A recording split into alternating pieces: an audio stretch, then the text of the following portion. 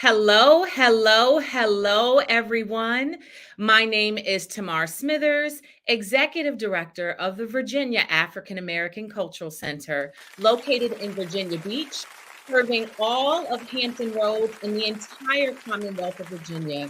Our mission is to collect, preserve, interpret, inform, and celebrate Virginia's African American history, culture, and community, and to educate the public about African American contributions in all areas of endeavor. I want to welcome you all to our virtual program this evening, and thank you for joining us for our third season kickoff of our virtual artist masterpiece series entitled Sisters in the Church House. Let's give a virtual round of applause for that. We have some amazing, phenomenal women that are from right here in the Hampton Roads area, Norfolk and Virginia Beach, that we're going to be speaking with this evening. But before I do that, I want to make sure that we thank our sponsors, because none of the programming that we do would be possible without the generous support of the Virginia Beach Cultural Affairs, Arts and Humanities Commission, and Dominion Energy. So we want to shout them out and thank them so much for their generous support. And before we bring on our special guest this evening, I want to introduce a new team member of the Virginia African American Cultural Center. We are growing, everyone. We are so excited. We are so blessed and so honored to have Miss Crystal Sessoms, our new director of programming. She is creative, dramatic, and inspirational, and those are just a few words to describe her. She has served as a creative professional in the 757 for more than 20 years and has worked as a journalist, actor, director, vocalist, dancer, African drummer, and producer, and much more, and has spent the last 10 years providing programming and direction for cultural arts centers and museums. In her spare time, she loves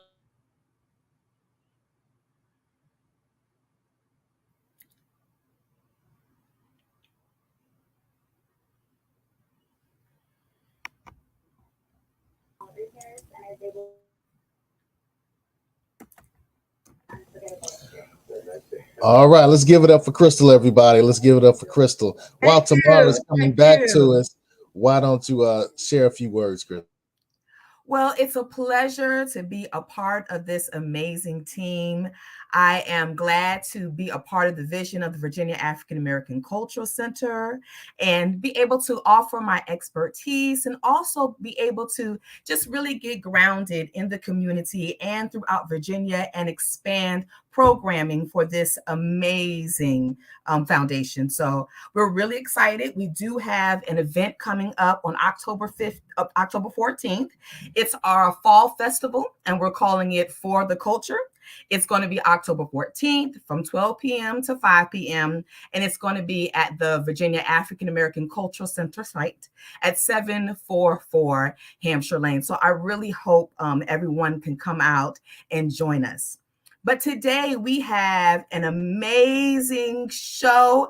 I love these ladies. I can't wait till you hear all about them. Tamar, take it away. Okay, and I'm back. Sorry for the technical difficulties. You know how it goes with these virtual programs. But I am back. We have some amazing, phenomenal women that we are going to be speaking with this evening who are right here from the Hampton Roads area, Norfolk and Virginia Beach, Miss Jacqueline Staples and Gwendolyn Matarita.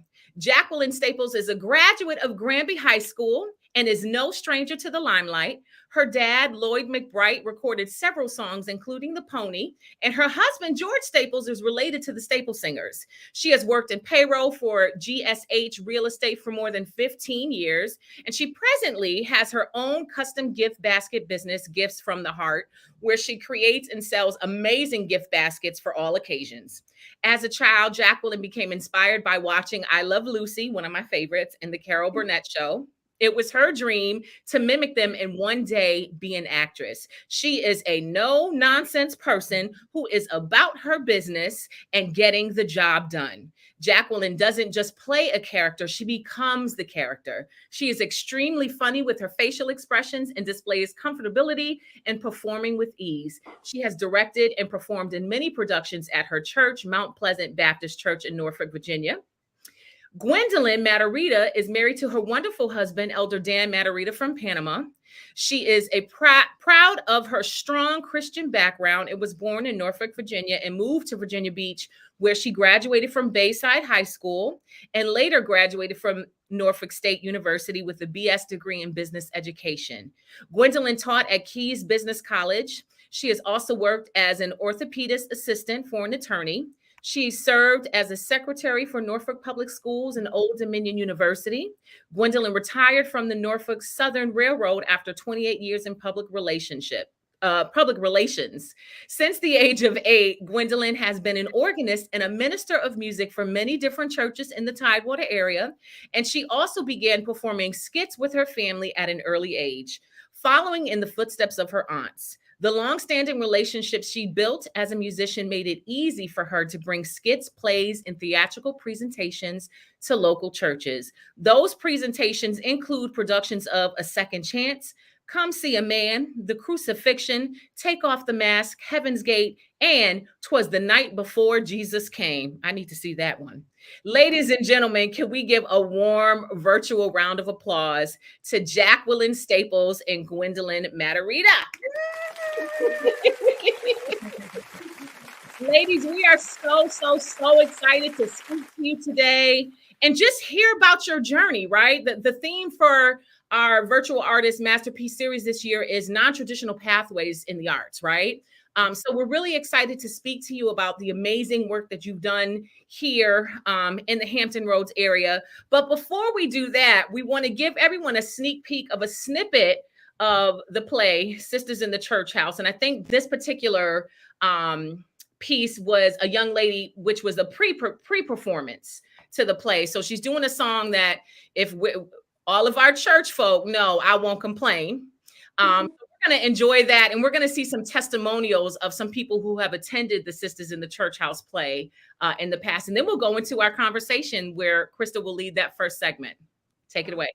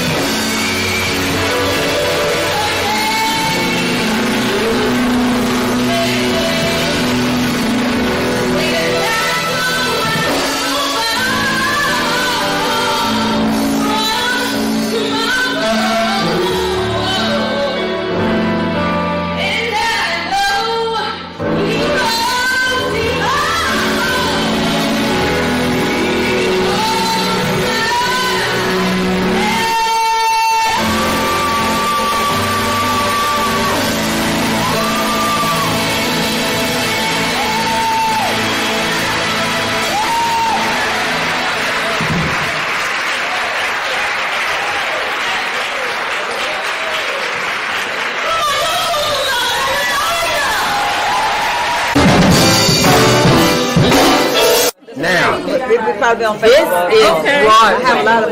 If you missed it, it's on you. It will be out there again, Broadway. You better see it.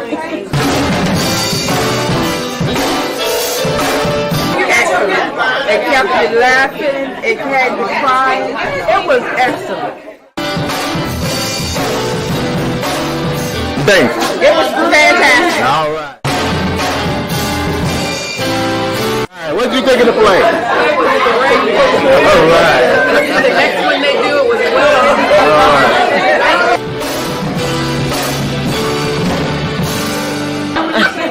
It was fantastic. I was enthused with everything that was going on. It was dynamite.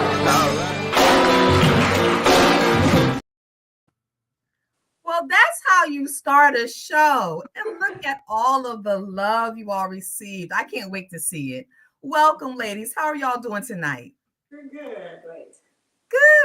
Good. So we've heard a little bit about you all, right? But we're going to dive in a little bit deeper. So tell us a little bit more about yourselves and what inspired you both to become performers. Well, first of all, thank you for inviting us to this this is a new virtual experience for us as well. We certainly appreciate VAACC for doing that. I have been writing skits and plays for over 25 years, and I started with at-risk kids in my neighborhood. My goal was to bring young people together so they could participate in something other than being on their phones or being out in the streets. And I brought them to my church, and I actually had them to participate in skits that I had written out. And they were so eager to participate, and they invited other children before a whole bunch of children at the skits and plays that I did.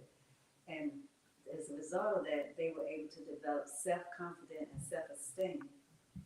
And one of our initial plays was about, and I don't want to say this because she gets angry with me, my daughter, who was 14 at the time, and she was always just so mean and just all in my face. And I said, God, you got to give me something to help this child understand it's not about her all the time. It's about how parents feel when their child is in their face saying things. Mm-hmm. So I wrote this play called A Second Chance. And the first time we did it, we just read the parts, and all of the children went home and told their parents, that they were in this play. All of the parents called back and said, what kind of play y'all doing? My children came home and apologized to me. And I'm like, wow, this is great. So the next 4 Sundays, it was before school started. Every Sunday before September, we went to 4 different churches. And I cannot tell you how many children got saved from that play. Wow. It was absolutely phenomenal. So that's how I got started with doing this. And it's a gift that God has given me. And I have thoroughly enjoyed doing it all these years. How about you, Miss Jackie? Well, like Gwen, I started in church at Mount Pleasant, which is my home church. My grandfather helped build that church, as a matter of fact. And they did not have a drama ministry. And, after Sunday schools, a lot of churches stopped having Sunday school. And but they always had something going around at Christmas time or whatever. Well, Pastor wanted someone to start a ministry, a drama ministry, to get the kids involved in little skits. And he hired somebody to do that he knew in college. And she came, and her health was failing. I joined immediately, and after her health was failing, she asked me to take it over. I didn't know anything about taking it over. I just knew how to do stuff for me. I didn't know how to project that to other people. And ended up just being inundated, just like Gwen said, with kids and adults, and wanted to be in skits and wanted to be in the Christmas play and the Easter play, and it just grew from there. And somehow I became the ministry leader. So I've always been inclined to make people laugh. I've always been told that I had that gift. And so it was very easy for me to just do fun stuff like that. And it grew from there. Got you. Okay. And so with all that being said and how you got started, and I'm sorry, Miss Jackie, I got your name wrong earlier. Please forgive me. With all that being said, and how you got started, and you all have so many gifts and talents amongst the two of you. How did all of that inspire and start Sisters in the Church House? Well, we're four friends, four very good friends. All of us are in our different churches. I think Laverne and I started out at Mount Pleasant. Gwen became the organist at the church. And Janice, the fourth person, she came and ended up being one of the organists as well for one of the larger choirs. And we just all became friends. We grew up together in the church, even when we left and they went to various churches. And we just started hanging with each other and realized that we would crack each other up. We would just, just off the cuff, just crack each other up. So we would get together and laugh about things. And one day, through Gwen's encouragement, she said, y'all guys, y'all know what? We ought to write something. And we was like, yeah, okay. And we kept putting it off. And by her being can type, 195 words a minute and take shorthand, 1,000 words a minute.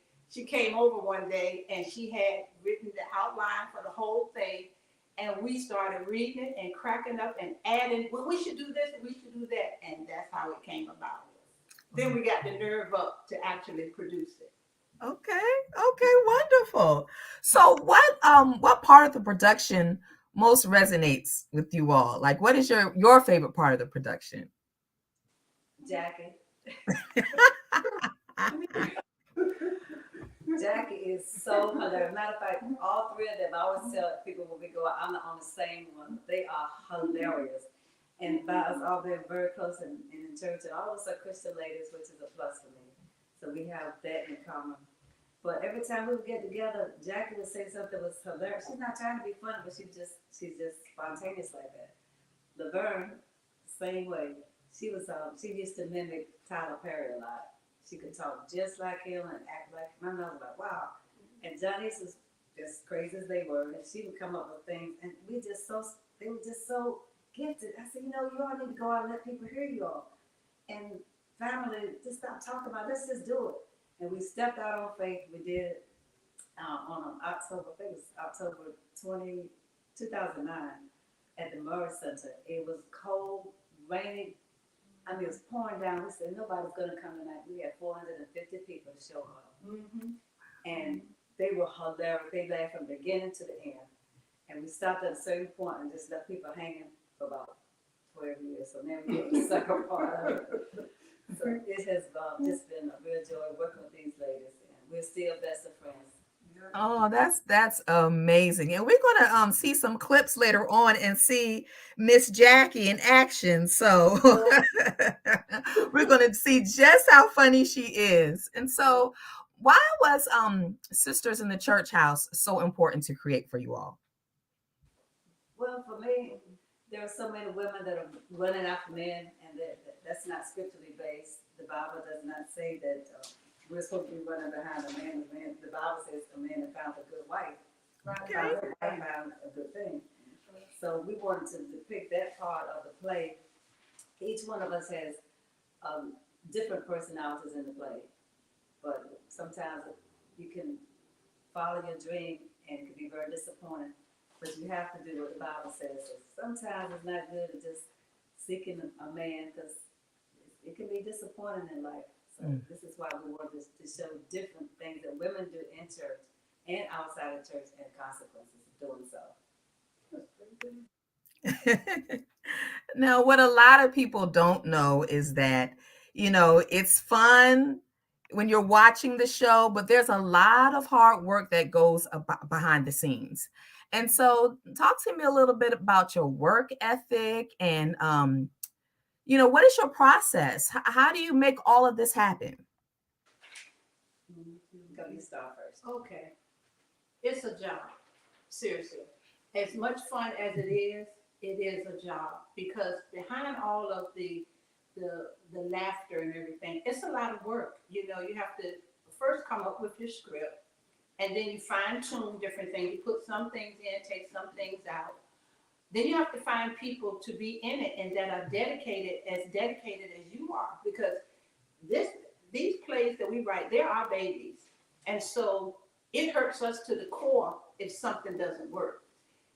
For someone to come along and just nonchalant about rehearsals, people have their lives. This is not their lives.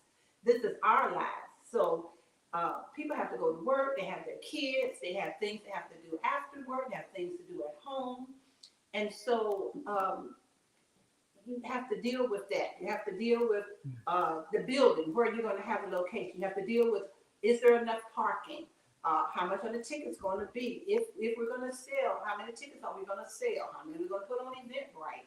It's 1,000 things that you have to do. You have to pay for your location, of course. You got to pay for your printer.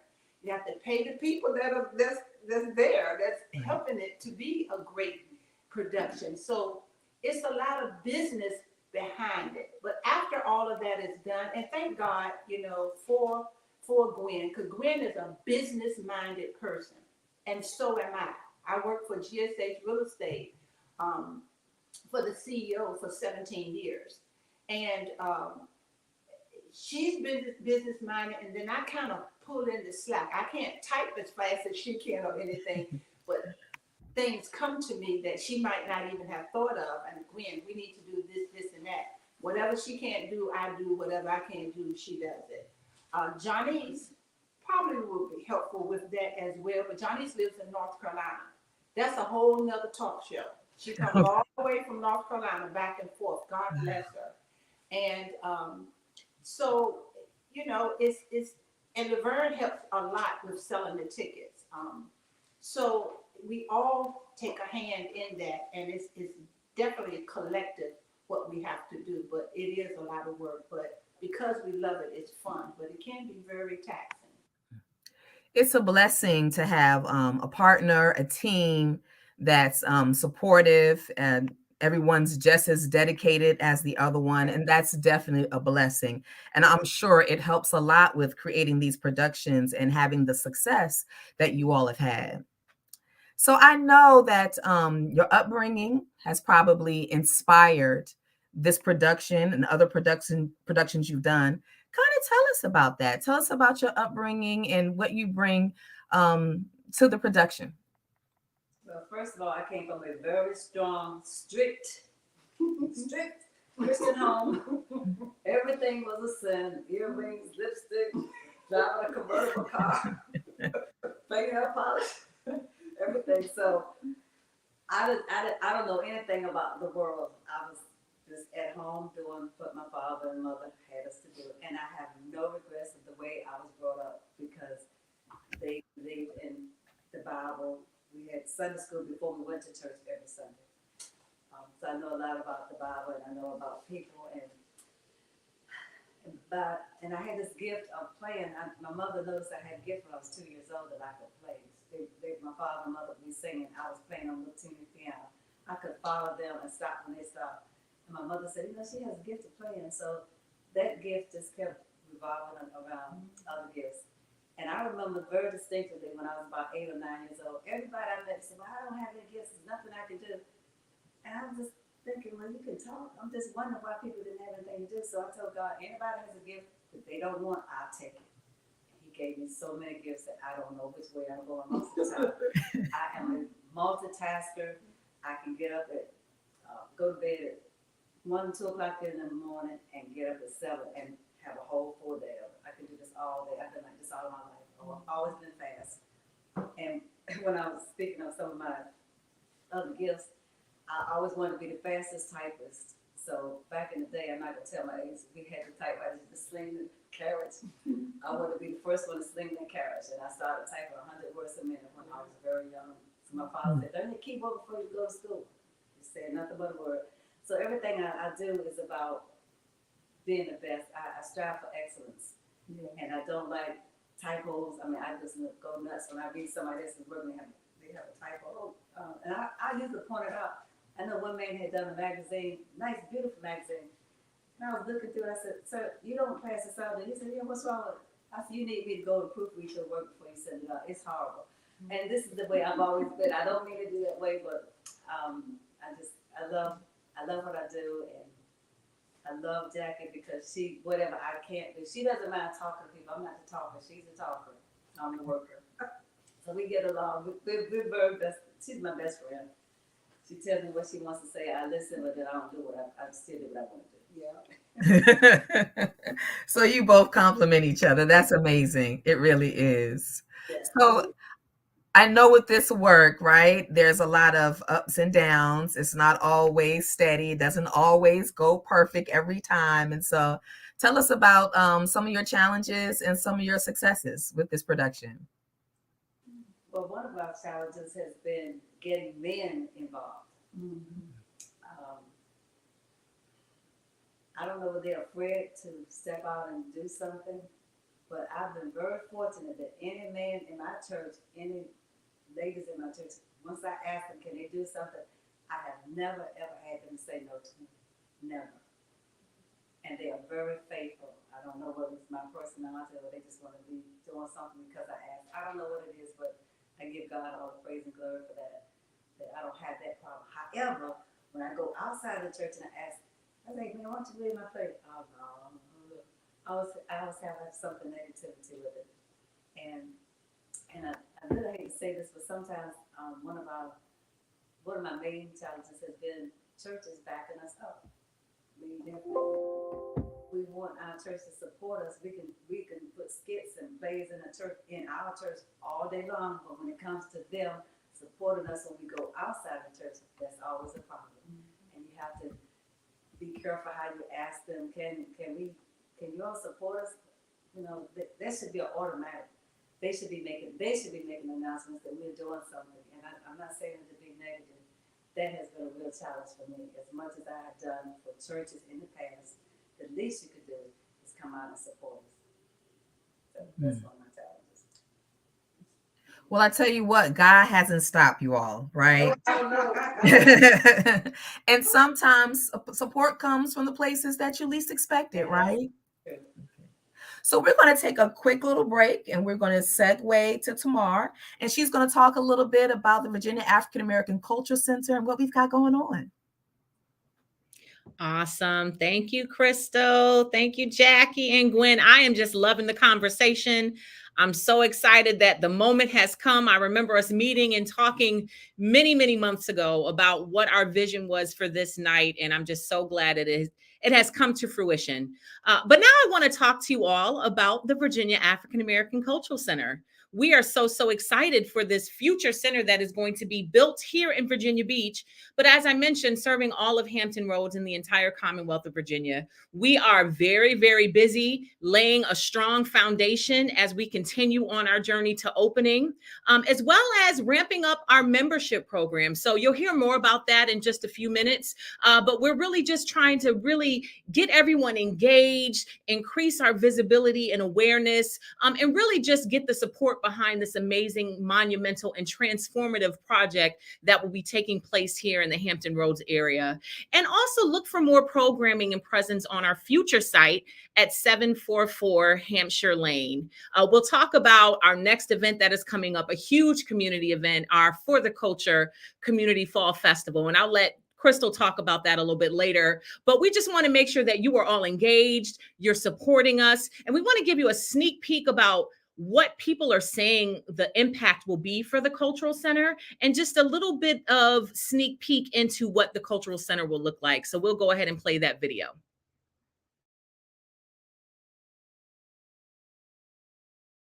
I think it is very significant. It will be life-changing because especially for our youth, especially as a repository for our elders, and to tell the history of African Americans, tell the unfiltered, engage in an unfiltered experience where we can have a safe place, community can gather, they can celebrate, they can learn more.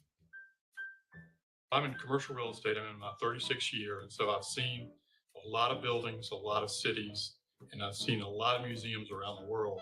And presentation and building appeal really sells, and this is about as good as I've ever seen. We talk about equity and inclusion and leveling the playing field. Well, that's a lot of talk. This is walking the walk. The building and launching of the African American Cultural Center here in Virginia is going to be phenomenal as an opportunity for residents here in the city of Virginia Beach, but on a broader scale across the state of Virginia, to come and be a part of learning and reconnecting with the culture that is of the African diaspora. The community that it's going to be located in is an African American community, and it's going to create a catalyst for growth in that community beyond the actual the center itself. They are ready for this African American Culture Center. Being able to see the artifacts, to hear the stories, to even see the images. I'm really proud that this is happening, and I am positive that this African American Culture Center will play a great and vital point in our education system. The Virginia African American Cultural Center is a key priority of the Virginia Beach's Arts Plan 2030. It's our strategic plan for the arts and culture in Virginia Beach. Arts Plan 2030 was created in 2015 to ensure the forward expansion of opportunities in arts and culture, solidifying Virginia Beach's presence as a premier cultural destination. Building this space for African and African American programming, community gathering, and resources is critical to growing a truly inclusive city that welcomes and supports all visitors and citizens alike. Anytime that you engage with someone who looks differently, speaks differently, has different abilities, you grow better human beings. The African American Cultural Center and the development of such a center is something that I think that is not only needed, but it's an important facet. We need to become more understanding and inclusive and active in. We need to all be active in learning what we can instead of assuming what we may not know. I have an interest in getting to know our history. I think my peers right now have that interest, very strong interest in getting to know history. So I think that it's easier for us to be able to make it known for others. And I think we seek a way to go ahead and find that easy accessibility. From where I sit on city council, the significance comes mostly as a place to bring our community together, particularly at the site where this one is, will be a great place to bring not just the African American community, but the entire community together.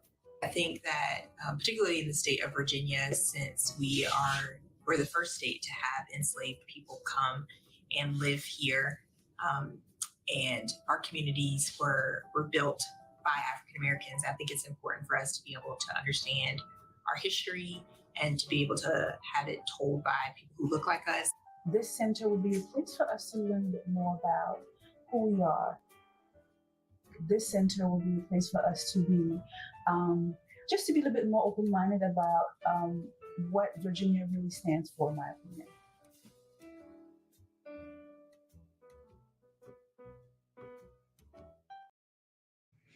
Amazing, amazing. So as you can see, the Virginia African American Cultural Center is going to be a phenomenal, phenomenal institution. And the amazing thing is that we're already doing the work. We have our programs, we have our events, we're engaging the community, and we are making an impact without a physical structure right now. So just imagine what we're going to be able to do when the cultural center is built. So I encourage you all to just continue to support us, join us for the journey, join us for the ride as we continue on our journey to opening. So thrilled for this amazing and impactful project in this area. At this time, we're going to go ahead and show another snippet of the Sisters in the Church House show. And this is probably one of my favorite scenes. It's an ensemble scene, but for my church-going folk, I'm sure you will be able to relate to this. So go ahead and enjoy, and then we'll come back and speak with the ladies right after. Amen. Now we're going to do the announcements. And we're going to have Bible study. 8 o'clock on Wednesday. That'll be Bible study. Y'all brothers hear that Bible study. And then 8 o'clock. That's right, 8 o'clock. And then we're going to have church saying this Sunday, so the children gonna have choir buses. Listen here, let me tell y'all something. You bring these children to the choir bus, don't think you're gonna stop, drop, and roll. Because you can stop them here, drop them off, and go to the mall if you want to. But when you come back, the children gonna be sitting on the steps. Don't worry about it, I'm gonna give them a sandwich. Yeah. Well, you know what? I gotta say my favorite testimony song. Put your down here, say something out. Oh, put your down here, say something. Ooh, there's a spirit there.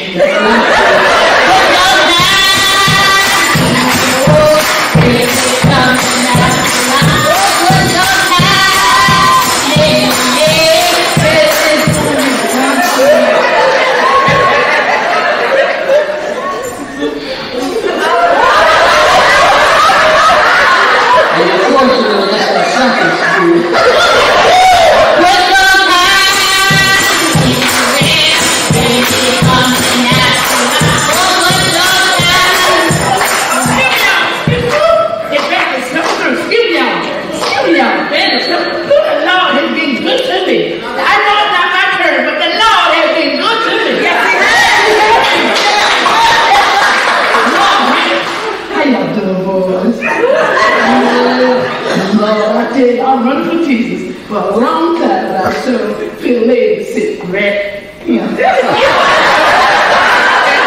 of course, that's that third spirit. It is coming after a while. Now, I just want to know, is the girl ready? She just get ready for that note on. I ain't ready yet, but I'm calling. But I'm going to have to knock somebody around here. If anybody want to give a testimony, anybody give a testimony?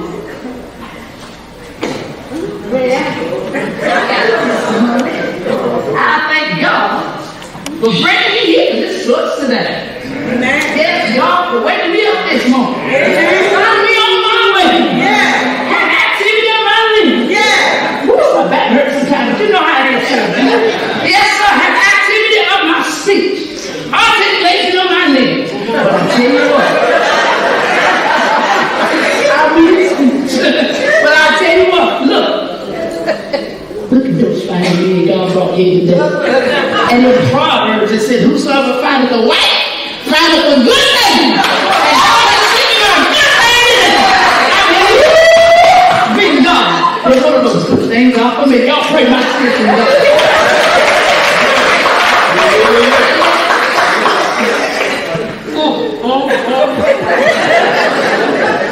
Lord help.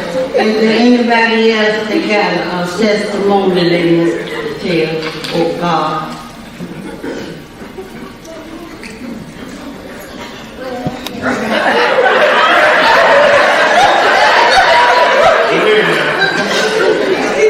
Give it honor to God. I'd like to give a short testimony. Short too. I'd like to thank God for all the things He's given me. You know, because when God loves you, He gives you things. You know, because He gave me a beautiful house and a bad jag. It's out there. When you leave church today, you see it all right. Laughing out there that says, "Fuck" from the license. You know what I'm saying? But I'm very spiritual. Really, I'm very, very spiritual. And I know that God loves me because He gives me things. So if He don't give you things, He ain't sorry about you. So He's giving me property, and He's just giving me all these nice things and clothes and just wonderful things. I just know God loves me. Stop. Sit down.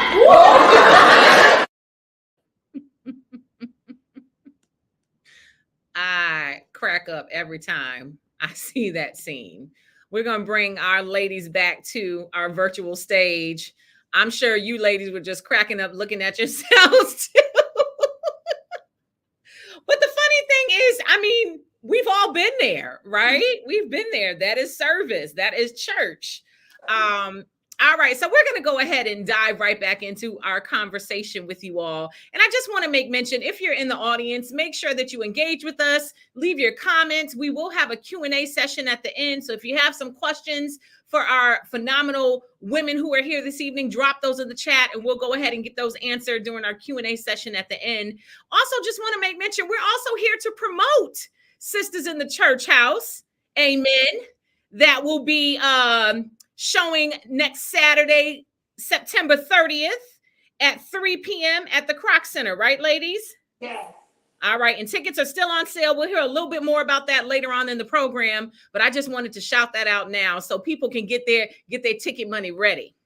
All right, so ladies, when you think of the advice given in your formative years, what is the best advice you were ever given that you still live by today?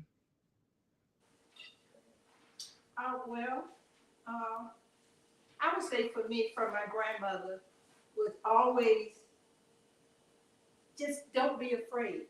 Don't be afraid to just be yourself. Mm-hmm. Just have faith in your own self and just always be yourself. Okay. For me, I would say, never say what you can't do until you try. Love it. I use a scripture, Proverbs 3:5. Lean not into your own understanding, but in all of your ways, acknowledge him and let him direct your path. And that's what I would suggest to anyone to do. Don't lean on your own understanding, because sometimes we go left when we should be going right. But God always, if you put him first, he will direct you in the right path. Absolutely, absolutely. Definitely some advice and some words to live by. You ladies wear many hats. How do you balance it all? And is there an element that you love most while you're balancing things? I'll tell you how I feel about that. First of all, I balance it with prayer. I always have a prayer for myself that I do first thing in the morning before I put my feet on the floor. And I always ask God to guide me. And if there are any challenges out there, just show me how to go through them. Because you can go through challenges with a good heart, and you can go through them with a bad heart. A woe is me kind of thing, where you feel that no matter what you do, it's not going to come to fruition. So I try to look at my challenges and some are very hard, I must say. Me personally, I've had some very difficult medical challenges. And it's easy to kind of sit in that and go through the woe is me kind of thing. I can't do it because I'm sick So I just start off with prayer. And if there are multiple things that I have to do, I make myself just do one at a time. It's very hard to do 50 things at one time. And trust me, I've tried. It wore me out. But if I just take the time and just do my prayer and do one at a time, I get it done eventually. Like Jackie, I can't do one thing at a time. I like to multitask. Yeah. I like do 20 things at one time, and my husband was like, "What? How? I got this. I've been this way all my life. Just let me handle me." But prayer is the key to it, because sometimes when I'm overwhelmed, because I know that I have nobody has said, "Why don't you slow down?" I've been hearing I slow down all of my life. That means nothing to me. I keep my foot on the accelerator all the time. So what I found that's helpful for me is when I'm that overwhelmed, I stop and I pray. I said, "God, help me right now. I know I'm doing too much. Just tell me what I need to do. What's priority right now?" But when I make that decision to stop and pray, after that, everything is easy. And like she said, she starts off in the morning. I pray all through the day because I know I'm doing too much, but it's okay. Just to do it, but I pray so. I'm sticking to it. All right. I love it. I love it. Well, ladies, it is Gospel Music Heritage Month. Founded in 2008, we celebrate this month of September, Gospel Music Heritage Month, locally and across the globe. And with that being said, talk to us about the music that runs through the production and its importance. Well, first of all, other than your regular church song that Laverne was singing, put your time in, she said put your dime in. We have a little snippets of just church music that anybody that goes to church or whether they go or not have heard it in their lifetime. But the bulk of our music is original. Janice is one of the most gifted musicians I have ever run across. And I come from a family of singers. So I've heard music, it's always been music in our house. My grandmother played the piano until the mice took it over, and then, she stopped playing it. So, but we've always had music in our house, always, for as long as I can remember. But Janice is one of the most gifted musicians that I've run across in a long time. And we've had some outstanding musicians at our church through time. And she used to say that when she go to bed, she has 1,000 songs in her head that runs through her head. She can barely sleep because music is always coming through her head. And I truly believe that. And all of our original music, Janice wrote.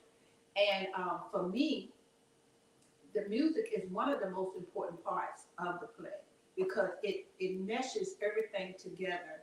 And being that the songs are original, they're definitely going to hit your heart. They're going to hit your heart. It's going to make you think about something you've been through or have gone through. And as a matter of fact, when I was ill, I was going through some stuff, and my family was going through something. And I was cleaning up one day, and this melody came to me, and these words came to me, and I just started singing. And I called Gwen, boo-hooing and crying, because I was so worked up. She called Janice, and on the phone, Janice got on her keyboard, and she put music behind the melody that I was singing. And now that song is in the play. So we've coached that song. She added something to it, and she added a hook to it. And so we've co-written that song, and we're planning on having it produced. But music is very, very important in any aspect of my life, and I'm sure of Gwen's, because she's an organist. And so, and to Janice is her whole world, pretty much. Awesome. That's what you call a true musician, when they can hear something and just be creative and create something. And, I often find I'm a musician too, that my best songs come to me in my sleep. I dream about it, and then I wake up, and then I'll put, the lyrics to the melody. But that's what I call a true musician. Yeah. And so I just wanted to highlight the music, given that it's Gospel Music Heritage Month. Yeah. So thank you so much, ladies. We're going to go ahead and transition to our next segment for our program. We'll bring them back on for our last interview session in just a few short moments. But I want to take a moment to introduce our board secretary. We have a hardworking board since 2015, and she has been on the board for quite some time and just is an amazing force behind the amazing and impactful work that we do. I'm going to bring Miss Cheryl Davidson to our virtual stage, and she is going to talk to you about our membership program and hopefully get you all excited and get you ready to go to our website tonight and sign up to be a member. So Cheryl, go ahead and take it away.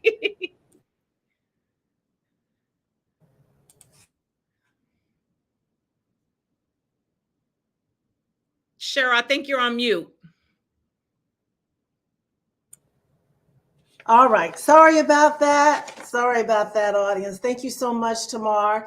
And I want to thank the ladies for participating and being a part of our master series. This is the Sisters in the Church House. They're doing a wonderful job. Thank you. And I want to welcome everyone today. Thank you so much for attending this program.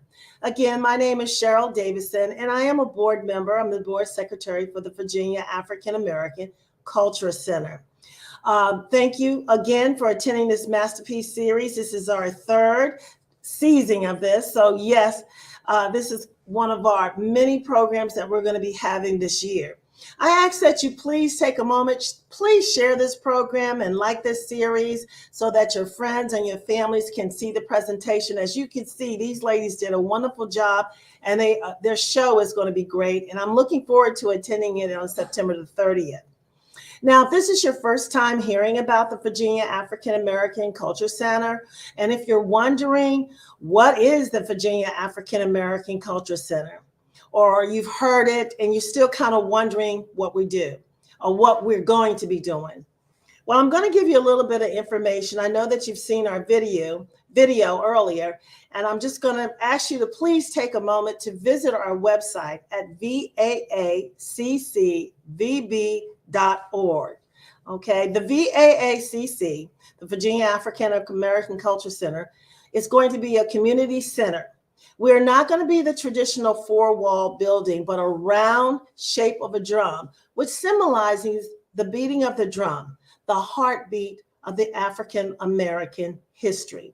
This building will be a multi-purpose hall, a banquet, an auditorium with a commercial kitchen, a mini research library, artists in residence studios, exhibits and exhibit pieces. We're going to have offices, classrooms, meeting rooms, a place where we can gather and meet and learn and bring people together. So we want you to become involved. How? Again, please go to our website. We have membership levels of individual, and that's only $25. That's not a whole lot for a whole year membership. Or you can do a family of 4 at $100. We also have corporate sponsorship, silver, gold, platinum, and diamond. We have the 1,000 to 5,000. Now, our benefits include, when you become a member of the VAACC, you'll get your membership card. You're going to get a thank you and a welcome letter. We have a biannual e-newsletter that we send out. You provide us your email when you sign up. We'll send that email out to you with our newsletter and give you all the events that are coming up so that you can come, attend, participate, volunteer. We'll send you invitations to all our upcoming membership, member-only events, online events, and special discounts. While we are still on our journey to grand opening, and it will be a grand opening with your help, we have been diligently serving our community through programs and events and booths online and in person. And your support helps us to continue those efforts. Please visit our website at www.vaaccvb.org. Just there on the site, and you'll see where you can join. You push that button, it says join, donate, join, and become a member. Again, it's only $25. You can't beat that. I don't know any membership that's low. But thank you all again for attending. Thank you, Tamar. Thank you, ladies. Thank you all, everyone that's attending and watching this show. We really do appreciate you being here, and we appreciate your support. Awesome. Thank you, Cheryl. Yeah, I will mute myself. Awesome. So you've heard all about our membership program, the wonderful benefits. So if you are not a member, make sure you sign up to be a member. We have some amazing benefits throughout the year. And I think really the highlight of that is you can say you were a member before we even opened the Cultural Center. You're one of the founding members. So please consider becoming a member. Thank you, Cheryl. At this time, we're going to see another snippet of the Sisters in the Church House, and this is featuring Gwen in a scene that is very, very comedic and interesting. So we'll enjoy that, and then we'll have Crystal come back and speak with our ladies one last time, and then we'll open it up for our Q&A.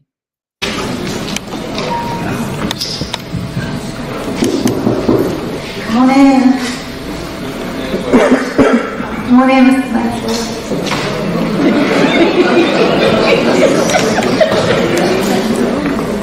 Oh. Yes! It could have been so hard to find these days. How are you, sweetheart? Awesome. You know, I never thought that I would be sitting here with you after meeting you. You know what? God doesn't make mistakes.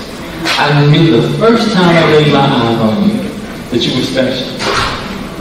It seemed like God just opened up heaven and smiled down just for me and sent you mine. So impressive.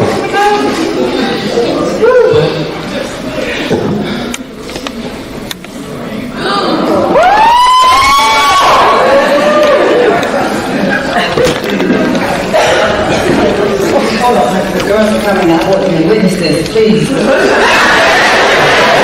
on in, girls. I got you.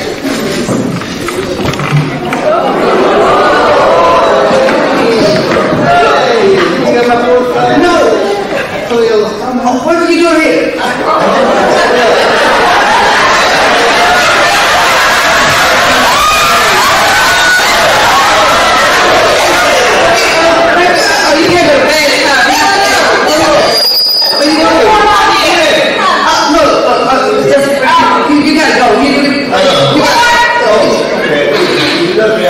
What's going on?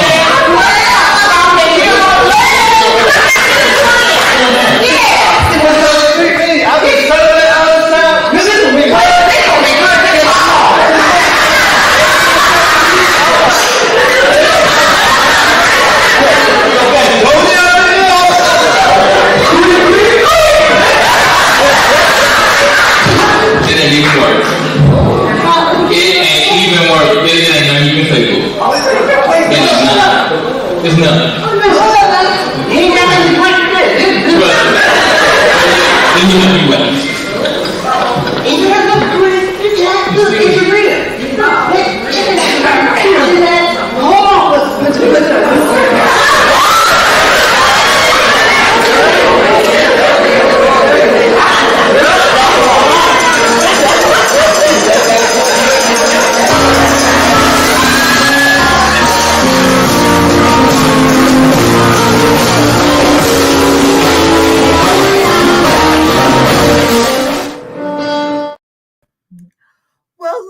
You, Miss Gwen. And Miss Jackie, you got your popcorn all ready for the drama. Not only are you two hilarious, but you're also so inspirational. That is my husband in real life. Oh, really? My goodness. Look at the support. That's wonderful. You all are definitely leaving an amazing legacy for the next generation to come. And so I'm just wondering, what impact do you want your work to have on the younger generation? And what do you all want them to get out of the production? Okay. Well, want them to, the generation, we want them to know that just with any type of new ideas, anything that you come up with that you really feel for, and any type of reflections or actions that you have, don't be afraid to just move forward, because you'll never know if something will work if you don't just, like my grandma said, move forward. If you don't move forward, you won't know if it'll work. So don't be afraid to just show yourself, show your actions, your ideas, whether it's singing, whether it's doing plays, whether it's dancing or whatever. Just do that. Take the time to reflect on that and just do what you would like to do. Don't be afraid to try. And I would like to add to that I would like the children to know that I actually took the time out to notice them, to put them in a play. Someone else may not have ever asked them. Right. And it's going to help them with their skills down the road. And they can put that on their resume. You know, I used to be in plays, and that's good. I want to know that I made a difference in somebody's life. Even when I started playing for churches at a very young age, my pastor let me teach parts. At 8 years old, I was teaching parts, and we sang every second Sunday of the month. And that was many, many years ago. Do you know some of those same people are singing today? Mm-hmm. Wow, that's amazing. I took the time. That's amazing. And we need more people like you all to just take the time, because we do have a lot of artists who are out there pursuing their dreams. And as you all know, it's not easy always. You know, you don't always get the support that you would want to have? And so for those artists out there who are pursuing their dreams, is there any special advice you'd like to share with them?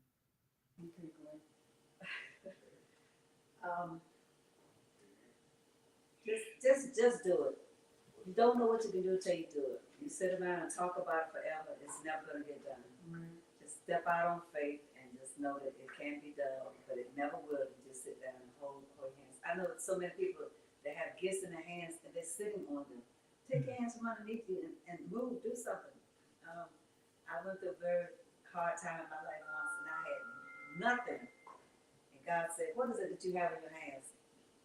I looked at my hands, he said, I have given you a gift, use it. At that time I was sewing. I was going to go and sell all my clothes that I had. And then I thought about it, what he said. He said, I've given you a gift. You just sew, go back there. So I started making scarves with the earrings and the whole nine. Went bought the fabric, went to church, made the scarves.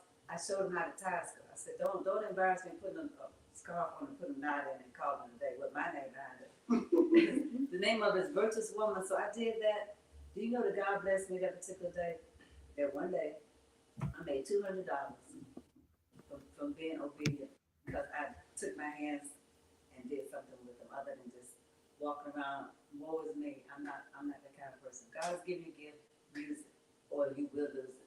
That's right. And you have no idea what impact of what you know how to do will impact someone else. So just that anything is possible, no matter what age you are, that you can do some things. You just don't know the impact that you have on people until you try. Just try. And that's what we try to do. That's right. I'm glad you all took your own advice and decided to just do it and that you keep on doing it. It's absolutely amazing. So tell me, what's next, ladies? I mean, it sounds like y'all done just about everything, but what's next? But not quite. We haven't done everything. You want to talk about this? The one thing that we are working on right now is the currently working on the history of Black culture in the Hampton Roads area. Even Tigerstown, different areas that Park Place, Huntersville, all of them, Ocean View, all of them have a history. I know one area, because of the naval base, it was built for Blacks because a lot were buying homes or working at the base or the shipyard or wherever. They really didn't have too many places to live. And so a particular area was built for them. And so a lot of them that worked at the base, they had brand new homes. And so we want to expound on that. And we have started writing something on the cultural history of Blacks in these different areas. And so we're looking forward to that for around the first part of next year to produce that. Okay, well, look, we're looking forward to that too. And I'm sure that whatever the Virginia African American Cultural Center can do to help, we are definitely here because as you all know, we're about the same thing. So that's amazing. Thank you so much. Thank you so much. So we're coming to the close of our show. And so here at the Virginia African American Cultural Center, we like to end our Artist Masterpiece series with a statement. So repeat after me. Okay. I am a masterpiece because. I am a masterpiece because. And tell us why you all are a masterpiece. I am a masterpiece because I have reached the epitome of mastering my peace through my natural gifts, of making people laugh, through my natural gift of joy, through serenity, and the art of production and assisting others. That's beautiful. Thank you. And I feel that I have accomplished the many assignments that were given me and have made a difference in other people's lives through the presentation of plays and skits.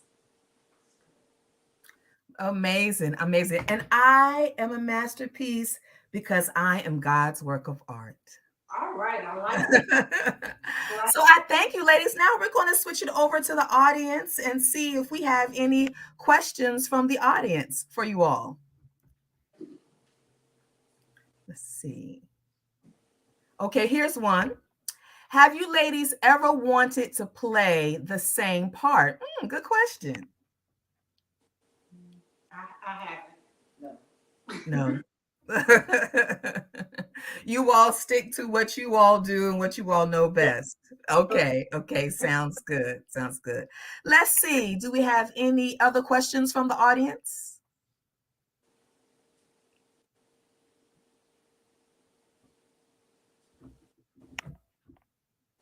Okay, I don't think so. So next we're going to have Tamar just kind of come back and end our program and make it a final appeal and to our sponsors and a thank you for everyone for coming.